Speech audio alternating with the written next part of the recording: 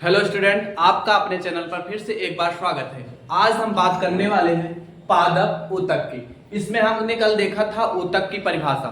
ऊतक की परिभाषा में हमने क्या बताया था, आपको एक बार फिर से बता दे रहे हैं कि समान संरचना एवं समान उत्पत्ति, ठीक, और समान कार्य।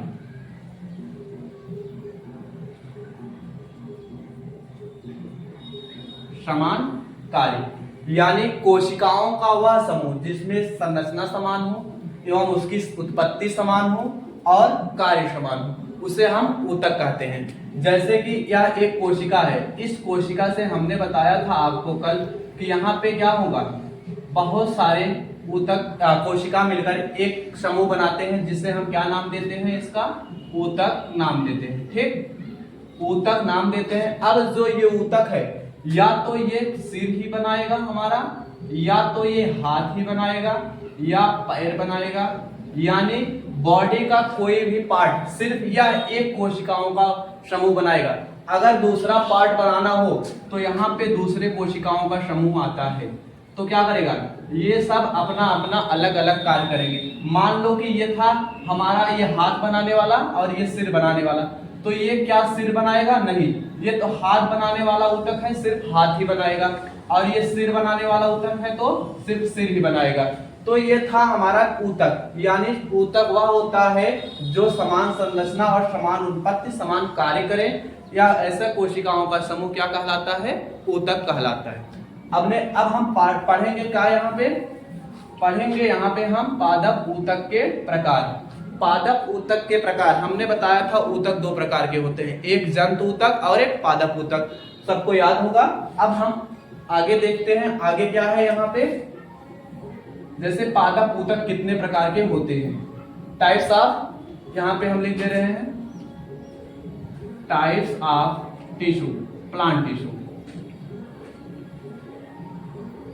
अब ये प्लांट टिश्यू कितने प्रकार के होते हैं? दो प्रकार के होते हैं। एक हम कह सकते हैं विभज्योतक ऊतक, विभज्योतक ऊतक, इसे हम क्या कहते हैं? मेरिस्टेमेटिक टिश्यू, ये हो गया। और दूसरा है अस्थायी ऊतक, इसे हम क्या नाम देते हैं? Permanent tissue.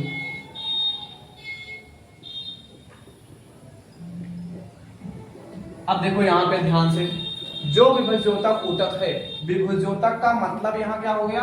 विभाजन करने वाली, क्या? विभाजन करने वाली, यानी कि ये लगातार विभाजित होती रहती है। इनकी जो कोशिकाएं होंगी लगातार 1 से 2, 2 से 3 ऐसे बनती जाएंगी।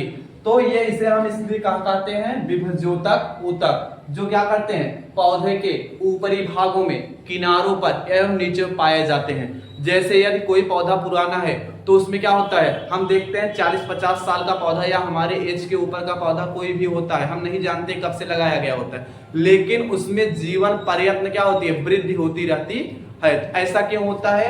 ऐसा इसलिए होता है क्योंकि वहां पे पाई जाती है विभज्योतक ऊतक की कोशिकाएं, जो लगातार डिवाइड होकर पौधे में टहनियां निकालती हैं, पत्तियां निकालती हैं एवं जड़ें विकसित होती रहती हैं, पौधे की मोटाई भी बढ़ती है।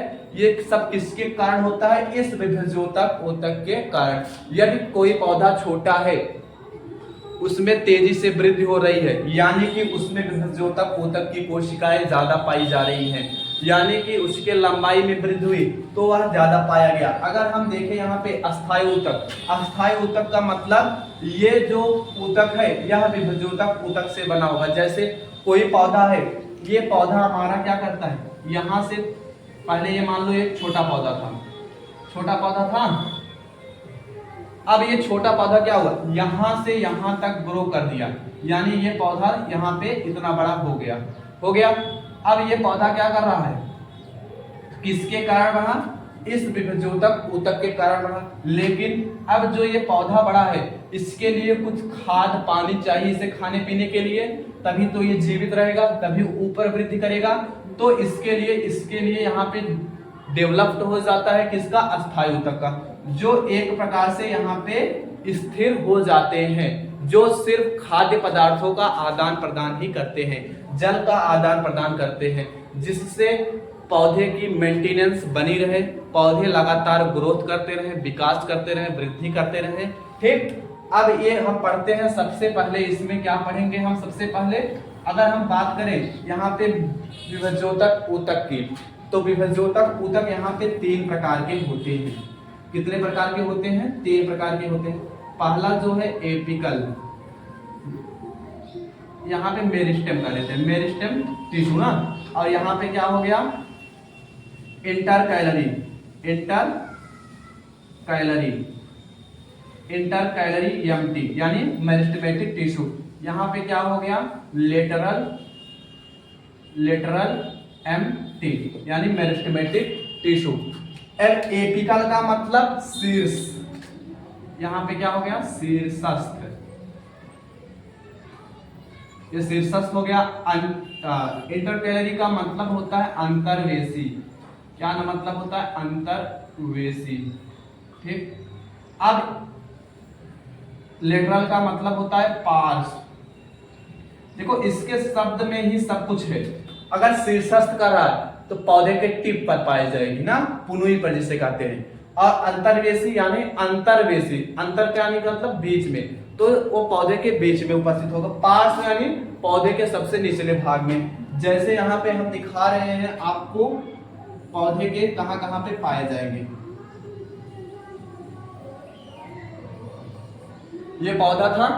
अब इस पौधे के अगर हम बात करें तो सबसे पहले यहाँ पे पत्तियां ऐसे ऐसे निकली होती हैं, सब पत्तियां होती हैं। तो पौधे के सबसे टिप पर क्या पाया जाएगा, यहाँ पे एपिकल रीजन पाया जाएगा। क्या पाया जाएगा, एपिकल वाला यानी शीर्षस्थ वाला। अगर जहां से टहनी निकली होती है, नोड बने होते हैं, नोड किसे कहते हैं, आपने देखा होगा जब छोटा पौधा रहता है तो वहां से सिर्फ पत्ती है, एक बीच में से स्टेम ग्रो करेगा और किनारे किनारे ऐसे पत्तियां लगी रहती है। अब जहां से पत्तियां निकली रहती हैं वहां पे एक गांठ बन जाती है जिसे हम कहते हैं नोड। क्या कहते हैं, नोड कहते हैं ना, जो गांठ बन जाती है जहां से टहनियां निकलती है। ठीक, अब यही जो गांठ बनी जहां से पत्तियां निकली है, यहीं से क्या होगा, एक तने विकसित हो गए। आपने देखा होगा तने, तो ये किसके कारण होता है, हमारा इंटरकैलरी, यानी कि बीच में कौन सा पाया गया, ये इंटरकैलरी पाया गया।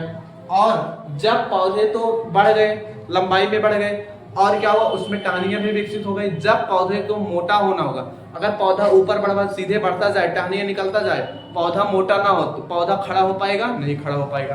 तो यहाँ पे दोनों ऊतक का काम क्या था, एक को बढ़ाना, एक टहनियां निकालना। ठीक, ये क्या हुआ, एक बढ़ा रहा था पौधों को, एक टहनियां निकाल रहा था। तो ये लेटरल मेरिस्टेमेटिक टिश्यू क्या होता है, लेटरल मेरिस्टेमेटिक टिश्यू पौधे की मोटाई में वृद्धि करता है, जिससे पौधे की यांत्रिक शक्ति भी बढ़ती है। अगर हम बात करें, कोई पौधा बिना मोटाई के एक जगह स्थिर नहीं रह सकता। जब हवा या आंधी चलेगी तो पौधा वैसे भी टूट जाएगा, आंधी नहीं चलेगी तो पौधा सिर्फ बढ़ के एक पतले से स्टेम में कैसे रहेगा, तब उसमें टहनियां निकल जाएगी तो वह पौधा खड़ा नहीं हो पाएगा। तो इसके लिए ये तीनों ऊतक बहुत ही जरूरी होती हैं। किसके लिए, पौधे के लिए। अब यहाँ पे क्यों जरूरी होते हैं, क्योंकि ये एपिकल होता है और जो शीर्ष पौधे की लंबाई में वृद्धि कराता है। पौधे लंबाई में वृद्धि करेंगे तभी तो सब काम होगा। इंटरकैलरी, जब उसमें तने निकलेंगे तभी वे अच्छे से विकसित होंगे, उसमें ज्यादा फल फ्रूट लगेंगे। अब लेटरल, पौधे के खड़े होने के लिए कुछ न कुछ चाहिए, आपके पैर है खड़े होने के लिए, उसे पौधे की मोटाई होगी तभी तो वह एक स्थान पे खड़ा हो पाएगा। ये होता है हमारा विभज्योतक ऊतक। ठीक, अगर हम बात करें अस्थायी ऊतक की, अस्थायी ऊतक यहाँ पे कितने प्रकार के होते हैं, अस्थायी ऊतक 2 प्रकार के होते हैं। एक होता है सिंपल अस्थायी ऊतक और एक होता है कॉम्प्लेक्स अस्थायी ऊतक। सिंपल में क्या होगा, अब देखो यहां पे सिंपल में क्या हो रहा है, ये 2 प्रकार के, एक सरल अस्थायी ऊतक और एक जटिल अस्थाई ऊतक ना। जटिल का इंग्लिश में क्या कहेंगे, कॉम्प्लेक्स पीटी यानी परमानेंट टिश्यू। और यहां पे क्या होगा, सिंपल पीटी, ठीक, परमानेंट टिश्यू। सरल अस्थायी ऊतक, जटिल अस्थायी ऊतक, ये हो गए हमारे अस्थायी ऊतक के प्रकार। अगर सरल अस्थायी ऊतक की बात करें तो ये भी होता है 3 प्रकार का। इसको कहां लिखें, यहां पे एक हेडिंग बना लेते हैं, सरल अस्थायी ऊतक, ठीक, कितने प्रकार के, 3 प्रकार के। एक होता है मृदुतक, और एक होता है स्थूल कोण, और एक होता है दृढ़ोतक। अगर इसमें हम इंग्लिश बात करें, पैरेनकाइमा, क्या है, पैरेनकाइमा, इसे हम इंग्लिश में क्या कहते हैं, कॉलनकाइमा। अगर इसी की बात करें तो इसे कहते हैं स्क्लेरेनकाइमा। स्क्लेरेनकाइमा का मतलब, अब देखो तीनों का हम एक एक करके समझ लेते हैं। सरल अस्थायी ऊतक एकदम कहने का मतलब ये एकदम सरल तरीके से पाए जाएंगे, ना इसमें कोई ज्यादा स्ट्रक्चर में कठिनाई होगी, ना इसको समझने में कठिनाई होगी, एकदम सरल है। जैसे अगर मृदु ऊतक है तो इनकी कोशिकाएं जीवित है। मृदु का मतलब मृत्यु नहीं है, मृदु है यानी जीवित कोशिकाएं वाला है। और क्या होगा, अब इसमें कुछ ना कुछ कोशिकाएं होंगी तभी तो ऊतक बना है। अभी परिभाषा देखें तो इनके जो बीच में की कोशिकाएं होंगी वह थोड़ा दूर दूर होंगी, इस तने में, जिस तने में ये पाया जाएगा। और इनके बीच जो अंतरावकाशीय स्थान है यानी इंट्रासेलुलर स्पेस जिसे कहते हैं, ये ज्यादा रहेगा, यानी जो कोशिकाओं के बीच की दूरी रहेगी यह ज्यादा रहेगी, जिसे हम कहते हैं इंट्रासेलुलर स्पेस।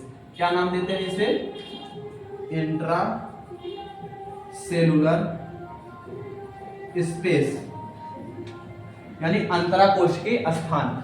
अब यह स्थान इन ऊतकों में ज्यादा पाया जाता है। किन ऊतकों में, ये मृदु ऊतक वाले में। क्यों, आपने आरर ठाय का नाम सुना होगा ना, कि जामुन के पेड़ का ठाय आरर होता है, कटहल के पेड़ का ठाय आरर होता है। क्यों होता है, क्योंकि वह इस मृदु ऊतक के कारण होता है। मृदु ऊतक के कारण होता है, यह बहुत ही कमजोर होती है, इसमें जल धारण क्षमता कम होती है, और ये क्या करते हैं, आसानी से इसे तोड़ा जा सकता है। अब स्थूल कोण में क्या होगा, अब इनके बीच जो कोशिकाओं का स्थान होगा वह बहुत कम होगा, जिससे थोड़े लचीले होते हैं और पौधों को यांत्रिक शक्ति प्रदान करते हैं, और इनकी कोशिकाएं आपस में जुड़ी होती हैं।